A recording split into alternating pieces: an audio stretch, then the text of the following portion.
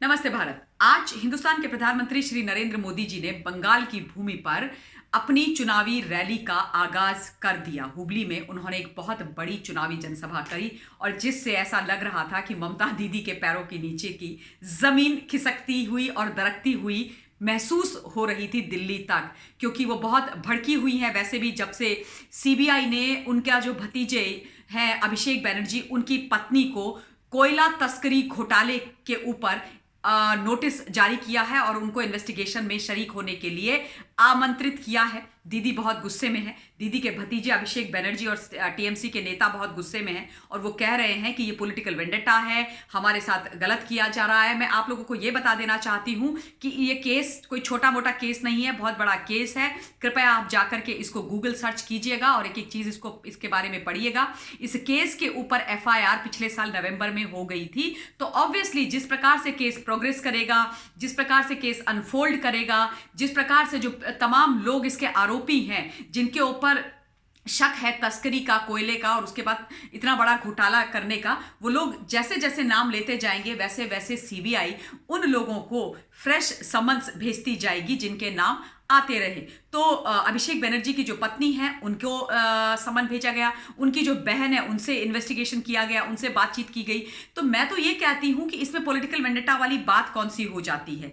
अगर आपने कोई गलती नहीं करी है, आपने कोई घोटाला नहीं करा है, कोई तस्करी नहीं करी है, आप पाक साफ हो तो 100 समन आने दो, क्या फर्क पड़ता है। लेकिन दीदी बहुत जबरदस्त तरीके से गुस्से में है और उसके ऊपर से आग में घी का काम कर दिया। दीदी के गुस्से को बढ़ाने के लिए हिंदुस्तान के प्रधानमंत्री जी की जो रैली वहां पर हुई वो उसकी सफलता ने बहुत सफल रैली हुई। और मोदी जी अपने अंदाज, अपने बोलने के लिए बहुत अच्छी तरीके से जाने जाते हैं, बहुत सच बोलते हैं, दो टूक बातें बोलते हैं। उन्होंने तमाम ऐसी बातें करी जो ममता दीदी को सीधे दिल पर जाकर के चुभ गई। और बातें दिल पर तभी चुभती हैं जब सच्चाई सामने वाला बोलता है और आपकी कमियों को उजागर किया जाता है, और वो कमियां जो असल में आपने कार्य के तौर पर नहीं करी, आपकी जिम्मेदारी थी लेकिन आपने नहीं करा। उन्होंने बोला, देश के प्रधानमंत्री ने बोला कि तुष्टीकरण की राजनीति यहां पर नहीं होगी अगर भाजपा की सरकार बनती है। उसके अलावा उन्होंने बोला कि जो कट कल्चर है वो नहीं चलेगा, जो बहुत ही मुझे बढ़िया लगा। वैसे भी उनके जो वन लाइनर्स होते हैं बहुत जबरदस्त होते हैं मोदी जी के। उन्होंने कहा कि कट कल्चर यहां पर नहीं चलेगा, उसको बंद करना पड़ेगा। यानी जितनी भी तरीके की स्कीम्स होती हैं उसमें से जो परसेंटेज सरकार ले लेती है, मार लेती है, जो जनता का पैसा होता है, उसको पूर्णतः बंद करेंगे अगर भाजपा की सरकार आ जाती है। और इसके अलावा भी तमाम तरीके की बातें करी। उन्होंने बोला कि हम इसको सोनार बंगला सही मायने में बनाएंगे बंगाल की धरती को। और इसके अलावा एक और बात बोली कि मां माटी मानुष का जो नारा लेकर के ममता दीदी बंगाल में पिछले 10 साल से अपनी राजनीति कर रही हैं, मुख्यमंत्री बनकर के बैठी हुई हैं। वास्तव में उन्होंने मां माटी मानुष को सिर्फ और सिर्फ एक नारा ही रहने दिया, उसको कभी भी चरितार्थ अपने कार्यों में नहीं किया, उसका क्रियान्वयन नहीं किया। मां माटी मानुष के लिए कोई भी काम नहीं किया और इस बात से मैं भी अग्री करती हूं। ममता बनर्जी दीदी जो कि मेरी नाम राशि हैं, वो असल में पिछले 5 साल सिर्फ और सिर्फ टीएमसी के नेता के तौर पर मुझे वहां पर कार्य करते हुए दिखाई दी।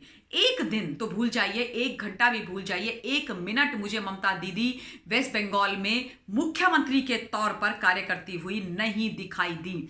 क्योंकि जब आप किसी प्रदेश के मुख्यमंत्री होते हो तो आपका जो पूर्ण ध्यान होता है वो वहां की जनता के लिए कार्य करने के लिए होता है, अपने प्रदेश के विकास के लिए कार्य करने के लिए होता है। दीदी ने तो फैक्ट्रीज वहां से बाहर निकाल करके फेंक दी, जिनके साथ दीदी की बनी नहीं, जिन्होंने शायद दीदी को या दीदी के लोगों को कट नहीं दिया, उनको उठा करके बाहर निकाल दिया। फैक्ट्रीज नहीं लगाने दी, लगाने देती तो वहां पर कितना बढ़िया रोजगार चलता, कितनी अच्छी वहां पर डेवलपमेंट होती। इस पर ध्यान नहीं दिया, मुझे याद है, और आज तक उन्होंने नहीं किया। आयुष्मान भारत योजना जो इतनी बढ़िया स्कीम है, हेल्थ केयर स्कीम है सेंट्रल गवर्नमेंट की, उसको लागू ही नहीं होने दिया। जिसमें 5 लाख रुपए का जो बीमा है वो गरीब लोगों को मिलता है, वो दीदी ने लागू नहीं होने दी। क्यों? क्योंकि उससे उनकी जो जनता है उसका जो विश्वास और भरोसा है वो केंद्र की सरकार और मोदी जी के ऊपर जाता। और दीदी को तुष्टीकरण की राजनीति करनी है, अपनी राजनीति से ऊपर न किसी का स्वास्थ्य है, न किसी का जीवन है, न किसी का फायदा है, जनता के लिए कुछ भी नहीं है। इसलिए दीदी ने लागू ही नहीं करी आयुष्मान भारत योजना। इसके अलावा जो पीएम किसान योजना है उसको लागू दीदी ने नहीं होने दिया। दीदी ने जो लोगों को पैसा मिलना चाहिए था 6-6 हज़ार रुपया, वो नहीं जाने दिया किसानों के पास। किसान त्राहिमाम करता रहा और उसके बाद उसके ऊपर पूर्णतया पूरी तरीके से राजनीति होती रही। और आज तमाम इस प्रकार की बातें वहां पर चुनावी रैली में हिंदुस्तान के प्रधानमंत्री जी ने करी, जिससे जमीन ममता दीदी की दरकती हुई साफ दिखाई दे रही है। बहुत ही इंटरेस्टिंग इलेक्शन ये होने वाला है एंड मुझे I am looking forward for the results. Honestly I B truly speaking, क्योंकि चुनाव क्या कहते हैं कि अभी चुनावी सभाएं चल रही हैं, चुनाव की तमाम रैलीज हो रही हैं, प्रचार प्रसार हो रहा है, उसके बाद वोटिंग होगी, उसके बाद रिजल्ट आएगा। तो सारे लोग इस ओर देख रहे हैं वेस्ट बंगाल में कि ममता दीदी क्या कमाल करती हैं, और प्रशांत जिनको उन्होंने 400 करोड़ रुपए दिए हैं प्रशांत किशोर को, वो क्या कमाल करते हैं, क्योंकि उन्होंने बहुत बड़े बड़े दावे किए थे। उन्होंने बोला था कि अगर ममता बनर्जी चुनाव हार जाएंगी, टीएमसी चुनाव हार जाएगा तो शायद वो ये कार्य छोड़ देंगे, या पता नहीं कैसी कैसी बातें उन्होंने करी है, बड़े बड़े दावे किए गए हैं। तो छोटी मोटी चीज़ें नहीं बोली गई हैं बहुत लोगों के द्वारा। तो 400 करोड़ रुपए या तो ममता दीदी उनसे निकलवा लेगी बाहर, या फिर उनका भी द एंड जो उनका करियर है उसका हो जाएगा प्रशांत किशोर का।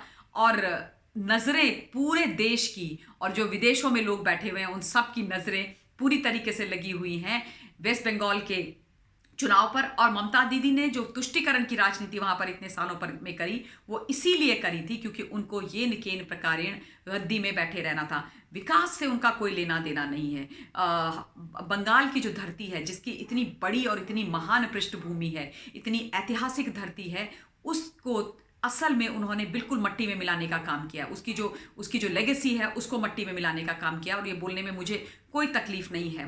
मैं इसलिए नहीं बोल रही हूँ कि मुझे बीजेपी के पक्ष में बोलना है, दीदी के विरोध में बोलना है, नहीं। बंगाल हमारा प्रदेश है, हमारा राज्य है, और इस राज्य के बारे में अगर कोई भी कुछ भी गलत करता है तो दुख तो होता ही है। एंड कोई भी प्रदेश में अगर राजनीति का स्तर इतना गिर जाए कि जनता को आप सेकेंडरी समझें, अपने प्रदेश को आप कहीं पर ना समझें, केवल और केवल अपनी पार्टी को सब कुछ समझें, आप अपनी तुष्टीकरण की राजनीति करें और डेमोग्राफी बदलने के लिए वोट बैंक को ध्यान में रखते हुए आप घुसपैठियों को अंदर बुलाते ले आए। सीमावर्ती राज्य है, हम सब जानते हैं, और किस प्रकार के लोग घुस करके वहां पर हमारी सीमाओं से इलीगल तरीके से आए हैं और किस प्रकार से उनको बसाने का कार्य किया गया। उनके वोटर ID कार्ड्स बनाए गए, आधार कार्ड बनाए गए, न जाने क्या क्या किया गया। क्या ये देश के ऊपर बोझ नहीं है? क्या ये देश के साथ अन्याय नहीं है? क्या ये देश के साथ गलत नहीं है? बिल्कुल पूरी तरीके से गलत है। कोई भी व्यक्ति, जब मैं बार बार बोलती हूँ, चाहे कोई वो नेता हो, चाहे कोई व्यक्ति हो, कोई भी हो, राष्ट्र से ऊपर नहीं है। अगर आपको राजनीति करनी है, सत्ता में रहना है, तो जिम्मेदारी के साथ रहिए, सच्चे मन से काम कीजिए, देश के लिए कीजिए, प्रदेश के लिए कीजिए, लोगों के लिए कार्य कीजिए, लोगों के लिए अपना जीवन समर्पित कर दीजिए। लोग आपको सर माथे पर बिठाएंगे, चाहे आप इंडिपेंडेंट इलेक्शन भी क्यों ना लड़ें। अगर आप जनता के साथ खड़े हैं, देश के साथ खड़े हैं, सच बोलते हैं, तो जनता आपका साथ देगी। लेकिन यह होता हुआ वेस्ट बंगाल के अंदर फिलहाल नहीं दिखाई दे रहा है। इसलिए ही दीदी बहुत झुंझुलाई हुई हैं, घबराई हुई हैं, कभी भी कैसी भी शब्दावली का इस्तेमाल कर देती हैं जो हास्यास्पद से ज़्यादा दुखदाई हो जाता है। तो अब आगे देखते हैं कि चुनावी जब मौसम गर्माएगा तो बहुत ऐसी चीज़ें निकल करके आएंगी आगे की चुनावी रैलीज में क्या क्या होता है, किस प्रकार के बात की जाती हैं, ये देखने में बहुत ही आनंद सबको आने वाला है। इस वीडियो के लिए इतना ही। बहुत बहुत धन्यवाद। जय हिंद, जय भारत।